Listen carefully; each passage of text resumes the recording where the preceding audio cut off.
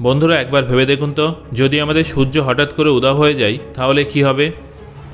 সূর্য যদি 1 ঘন্টার জন্য বা 24 ঘন্টার জন্য অথবা সম্পূর্ণ 1 মাসের জন্য কিংবা 1 বছরের জন্য উধাও হয়ে যায় তাহলে পৃথিবীর কি অবস্থা হবে। সূর্য উধাও হয়ে গেলে পৃথিবীর যে কী অবস্থা হতে পারে সেটা আপনারা কল্পনাও করতে পারবেন না। এটা তো আপনারা সবাই জানেন যে সূর্যের আলো পৃথিবীতে পৌঁছাতে প্রায় 8 মিনিট 20 সেকেন্ড সময় লাগে। সূর্য যদি হঠাৎ করে উধাও হয়ে যায় তাহলে পরবর্তী 8 মিনিট 20 সেকেন্ড পর্যন্ত পৃথিবীতে এটা জানা যাবে না যে সূর্য উধাও হয়ে গেছে, কারণ সূর্যের শেষ আলোটা পৃথিবীতে পৌঁছাতে 8 মিনিট 20 সেকেন্ড সময় লাগবে। যখন সূর্যের শেষ আলো আসা বন্ধ হয়ে যাবে তখন সূর্য উধাও হয়ে যাওয়ার কথা সেখানে জানা যাবে, যেখানে পৃথিবীতে সেই সময় দিন থাকবে। দিনের বেলায় হঠাৎ করেই রাত হয়ে যাবে। কিছু সময় আগে যে আকাশটা নীল রঙের ছিল সেটা হঠাৎ করে কালো হয়ে যাবে, সেখানে টিমটিম করে নক্ষত্র জ্বলবে। সবার মনে হবে যে আকাশে কিছুটা একটা চলছে, কিন্তু সূর্য যে নিজের অবস্থান থেকে উধাও হয়ে গেছে সেটা কেউ বুঝতে পারবে না। পৃথিবীতে যে সময় রাত হবে সেখানকার মানুষেরা একেবারে এটা অনুমান করতে পারবে না যে সূর্য উধাও হয়ে গেছে, কারণ সেখানে আগে থেকে অন্ধকার থাকবে। তবে পৃথিবীর রাতের অংশে অন্ধকার আগের থেকে বেড়ে যাবে, কারণ যেমনটা আমরা জানি যে চাঁদের নিজস্ব কোনো আলো নেই। চাঁদ সূর্যের আলোয় আলোকিত হয় এবং পৃথিবীতে আলো ছড়িয়ে দেয়, কিন্তু সূর্য উধাও হয়ে যাওয়ার পর চাঁদও তার নিজস্ব উজ্জ্বলতা হারিয়ে ফেলবে, যার ফলে পৃথিবীতে অন্ধকার আরও বেড়ে যাবে। কিন্তু তাও এই উজ্জ্বল নর্দার্ন লাইট আরও কিছু সময় পর্যন্ত দেখা যাবে, কারণ পৃথিবীর ম্যাগনেটিক ফিল্ড এবং আয়নোস্ফিয়ারের স্থির হতে কিছুটা সময় লাগে, কিন্তু কিছুক্ষণ পরেও আলোটাও নিভে যাবে।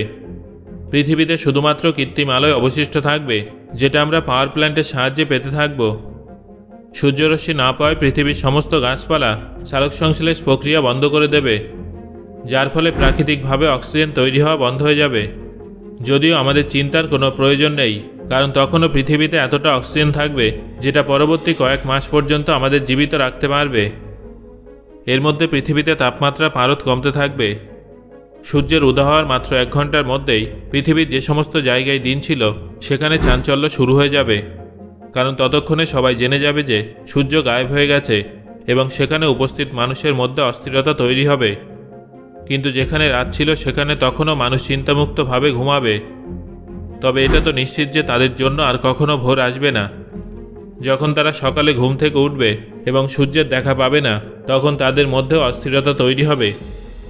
যোগাযোগ ব্যবস্থা অনেকাংশে বিচ্ছিন্ন হয়ে যাবে, কারণ যোগাযোগের জন্য আমরা স্যাটেলাইটের উপরে নির্ভর থাকি। যেমনটা আপনারা জানেন যে স্যাটেলাইটে সোলার প্যানেল থাকে, যার থেকে স্যাটেলাইট এনার্জি পাই। কিন্তু সূর্যের উদয় হয়ে যাওয়ার পর এই সোলার প্যানেলগুলো আর কাজ করবে না এবং স্যাটেলাইট কাজ করা বন্ধ করে দেবে, যার ফলে টিভি ব্রডকাস্টিং, মোবাইল কমিউনিকেশন এবং ইন্টারনেট ইত্যাদি বন্ধ হয়ে যাবে। সময়ের সঙ্গে সঙ্গে পৃথিবী শীতল হয়ে যাবে, কিন্তু পৃথিবীর কেন্দ্রের কারণে পৃথিবী তাও ভিতর থেকে গরম থাকবে। এই অবস্থায় আমাদের ঠান্ডার হাত থেকে নিজেদের সুরক্ষিত রাখার জন্য আন্ডারগ্রাউন্ডে তৈরি শেল্টারে আশ্রয় নিতে হবে। সূর্যের উদয় হওয়ার 24 ঘন্টার মধ্যেই পৃথিবীর চারিদিকে হুড়োহুড়ি শুরু হয়ে যাবে। কেউ জানবে না যে এই পরিস্থিতিটা কবে ঠিক হবে। তাই সবাই খাবারের জিনিস মজুদ রাখার জন্য ঝাঁপিয়ে পড়বে এবং যতটা সম্ভব জিনিস কিনে নেওয়ার চেষ্টা করবে, যাতে দীর্ঘ সময় পর্যন্ত তাদের খাবারের কোনো অভাব না হয়। লোকাল দোকান থেকে শুরু করে সুপারমার্কেট সব কিছু ফাঁকা হয়ে যাবে। সমস্ত জায়গায় লুটপাট এবং অপরাধ বাড়তে থাকবে।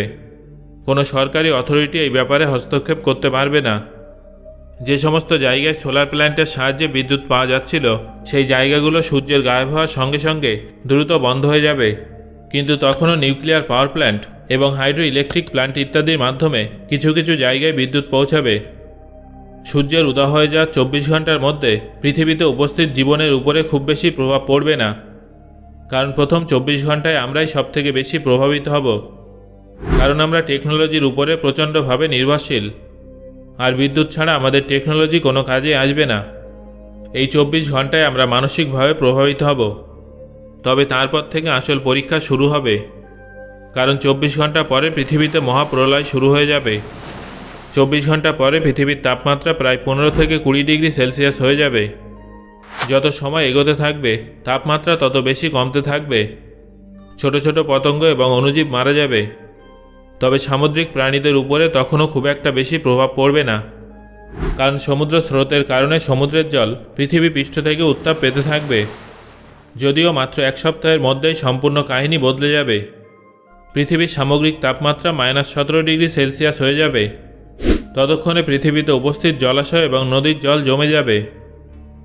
সমুদ্রে বরফের পুরো স্তর জমে যাবে, কিন্তু তখনও সমুদ্রের পুরো বরফের স্তরের নিচে জল তরল অবস্থায় থাকবে, কারণ সেটা ক্রমাগত পৃথিবী পৃষ্ঠ থেকে উত্তাপ পেতে থাকবে। তবে এটা শুধুমাত্র সেই সমস্ত জায়গাতেই সম্ভব হবে যেখানে সমুদ্রের গভীরতা অনেক বেশি। কম গভীর জায়গায় সামুদ্রিক জীবন ক্রমশ শেষ হয়ে যাবে। পৃথিবীতে উপস্থিত প্রায় সমস্ত গাছপালা ততক্ষণে নষ্ট হয়ে যাবে এবং শাকাহারী প্রাণীদের জন্য খাবার নিঃশেষ হতে থাকবে, যার ফলে খাদ্য শৃঙ্খল ভেঙে যাবে এবং শাকাহারী প্রাণীরা ক্ষুধা, তৃষ্ণা এবং ঠান্ডার জেরে মারা যাবে। মাত্র এক সপ্তাহের মধ্যেই পৃথিবী তুষার যুগে পৌঁছে যাবে এবং সম্পূর্ণ পৃথিবীতে বরফ জমে যাবে। এবার আপনারা হয়তো ভাবছেন যে এক সপ্তাহে আমাদের কি অবস্থা হবে। তাহলে আপনাদের জানিয়ে রাখি যে আমরা ভীষণই স্মার্ট, তাই আমরা এত দ্রুত হার মেনে নেব না। সেই সময় পৃথিবীর যে সমস্ত জায়গায় আগ্নেয়গিরির অগ্নুৎপাত হবে সেখানে তাপমাত্রা ততটা কম থাকবে না, সেখানে তখনও জল তরল অবস্থাতেই থাকবে। তাই মানুষ সেই সমস্ত জায়গায় গিয়ে কিছুক্ষণের জন্য নিজেদের সুরক্ষিত রাখতে পারবে অথবা আন্ডারগ্রাউন্ড শেল্টারে গিয়ে নিজেদের আশ্রয় নেবে।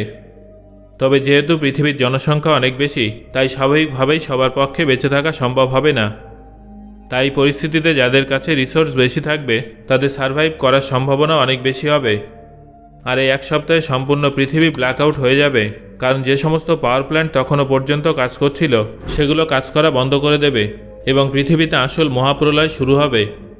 পৃথিবীর তাপমাত্রা প্রতিদিন কমতে থাকবে এবং মাত্র এক মাসের মধ্যে পৃথিবীর তাপমাত্রা -30 ডিগ্রি সেলসিয়াসে পৌঁছে যাবে।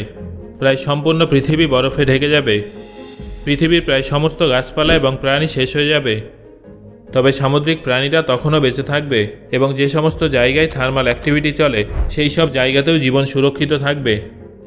তবে সময়ের সঙ্গে সঙ্গে সমুদ্রের বরফের স্তরও পুরু হয়ে যাবে এবং সামুদ্রিক প্রাণীদেরও ধীরে ধীরে শেষ করে ফেলবে। পৃথিবীতে তখনও পর্যন্ত যতজন মানুষ জীবিত থাকবে তারা কোনো না কোনোভাবে ঠান্ডাটা ম্যানেজ করে নিলেও তাদের পক্ষে সবথেকে সমস্যাজনক বিষয়টা হবে খাবার। মানুষ কতদিন পর্যন্ত বেঁচে থাকবে সেটা তাদের খাবার মজুদ রাখার উপরে নির্ভর করবে। এক বছর পর পৃথিবীর তাপমাত্রা -40 ডিগ্রি সেলসিয়াস পর্যন্ত পৌঁছে যাবে। এক বছর পর শুধুমাত্র সমুদ্রের অত্যন্ত গভীরে প্রাণের অস্তিত্ব টিকে থাকতে পারবে, তাও সেই জায়গায় যেখানে সমুদ্রের গভীরতা অনেক বেশি হবে। এই এক বছরে প্রায় সমস্ত মানুষ মারা যাবে। তবে তখনও কিছু সংখ্যক মানুষ পৃথিবীর সংকটজনক পরিস্থিতিতেও নিজেদের সুরক্ষিত রাখতে পারবে। তবে সেটা শুধুমাত্র সেখানেই সম্ভব হবে যেখানে পৃথিবীর থার্মাল অ্যাক্টিভিটি কাজ করবে। ভবিষ্যতে পৃথিবীর তাপমাত্রা আরও কমে যাবে। কয়েক হাজার বছরে পৃথিবীর তাপমাত্রা -160 ডিগ্রি সেলসিয়াস পর্যন্ত পৌঁছে যাবে। আর এই পর্যায়ে হয়তো পৃথিবীতে কোনো প্রাণের অস্তিত্বই থাকবে না। পৃথিবী একটা জনশূন্য গ্রহে পরিণত হবে, যার চারিদিকে শুধুমাত্র বরফই বরফ থাকবে। সো বন্ধুরা, এই ভিডিওর আলোচনা থেকে আমি আশা করছি আপনারা বুঝতে পারলেন যে আমাদের জন্য সূর্যের ভূমিকা কতখানি গুরুত্বপূর্ণ। বন্ধুরা, এই ভিডিওটা আপনার কেমন লাগলো সেটা অবশ্যই আমাকে কমেন্ট করে জানান।